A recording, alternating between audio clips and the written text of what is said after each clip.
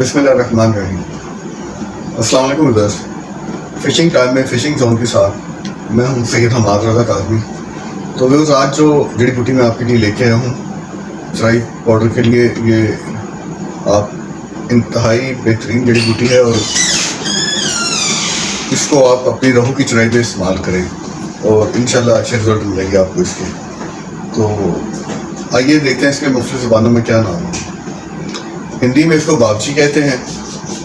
आज की जो जड़ी बूटी मैं आपके लिए लेके आया हूँ यह है बाबची। आइए देखते हैं इसके मुख्तलिफ ज़बानों में क्या नाम है। हिंदी में इसको बाबची कहते हैं, संस्कृत में इसको दाकुची कहते हैं और तेलुगु में कार बोगी कहते हैं इसको, और मशहूर नाम इसका बाबची ही है। कोसोरिलिया कोरीफोलिया भी कहते हैं।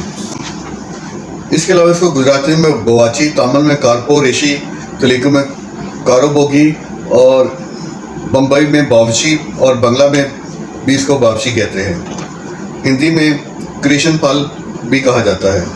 माहियत इसकी दोस्तों, ये इसका पौधा 6 फुट तक ऊंचा होता है। उसका तना और शाखें झुर्रीदार होती हैं, मामूली सफ़ेद पतली पतली, जिनमें मामूली रवा होते हैं। पत्ते सब्ज गोल किंगरेदार और थैली से छोटे छोटे होते हैं। हर पत्ते की जड़ में एक गोशा शहतूत की तरह लगता है। फल छोटे छोटे होते हैं। इसके सफ़ेद या जर्द या गुलाबी रंग के सुर्ख दागों वाले होते हैं। फलियां कच्ची हालत में सब्ज रंग की होती हैं और पकने के बाद इनका रंग स्याह हो जाता है। पकने के बाद स्याह, जिनके अंदर से स्याह रंग के गोल लंबे लंबे चिपटे गुर्दे की शक्ल के तुहम और उन पर चिपकने वाली एक रतूबत होती है। तुहम बाहर से स्याह और अंदर से सफ़ेद होते हैं, जिनको बतौर दवा इस्तेमाल किया जाता है। पैदाइश ये हिंदुस्तान में ज़मीन, खेत के बाड़ों, खंडरार और सूबा बहार और यूपी, दिल्ली, बम्बई, सैलून में पैदा होने के अलावा बंगाल और अमेरिका में भी पैदा होती है। जायका इसका तलख और तेज़ है। इसके फ़वाइद: बाबची मर्ज बर्स फुलबेरी का बेहतरीन इलाज है और इसे एलोपैथिक, आयुर्वेदिक और यूनानी तरीक़ा इलाज में बाबची एज ए दुआ इस्तेमाल करते हैं। और इसके अलावा ये हिकमत में जैसे मैंने बताया आपको कि इसका फुलबेरी का बेहतरीन इलाज है और इसको मुख्तलिफ तरीक़ों से इस्तेमाल किया जाता है। लिहाजा हिकमत में इसके और बहुत सारे फ़वाद हैं, लेकिन हम यहाँ पे अपना आपको बताएंगे इसको चराई में हम क्यों इस्तेमाल करते हैं और इसकी क्या वजह है। तो मेरे दोस्तों, ये बाबची अपनी खुशबू की वजह से हम इसको अपनी चराई में इस्तेमाल करेंगे।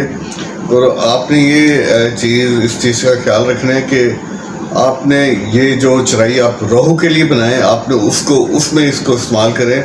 अगर आप स्पेशल किसी मराक, मोरी या मिर्गल के लिए या गुलफाम के लिए अगर बनाना चाह रहे हैं चराई पाउडर, तो उसमें ये इस्तेमाल नहीं करनी चाहिए आपको।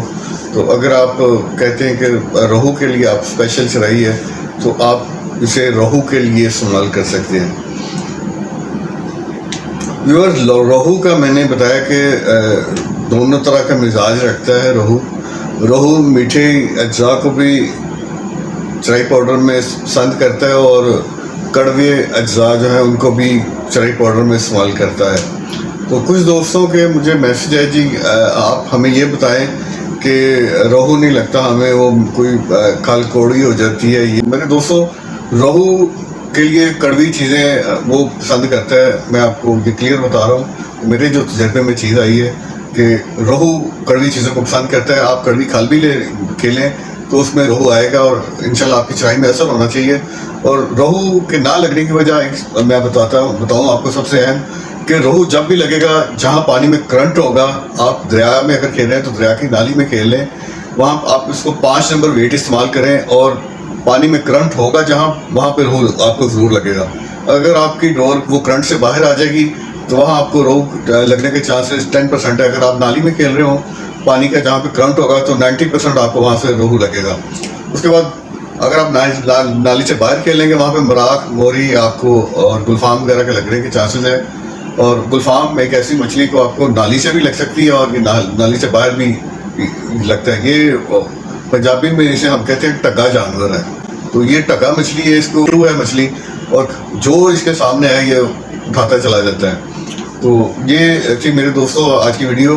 तो इसकी मैं आपको मिकदार बता रहा हूँ कि आपने चाय में इस्तेमाल कैसे करनी है। इसको आप कम से कम 25 ग्राम से इसका स्टार्ट करें, 25 ग्राम से 50 ग्राम आपने इस्तेमाल करना है इसको अपनी चाय में। अगर फ़र्ज़ करें दूसरी चाय बूटियाँ आपकी 75-100 ग्राम है, तो वहाँ आप 25 से 50 ग्राम इसकी क्वांटिटी इस्तेमाल करें और इंशाल्लाह आपको बेहतरीन रिजल्ट आएंगे।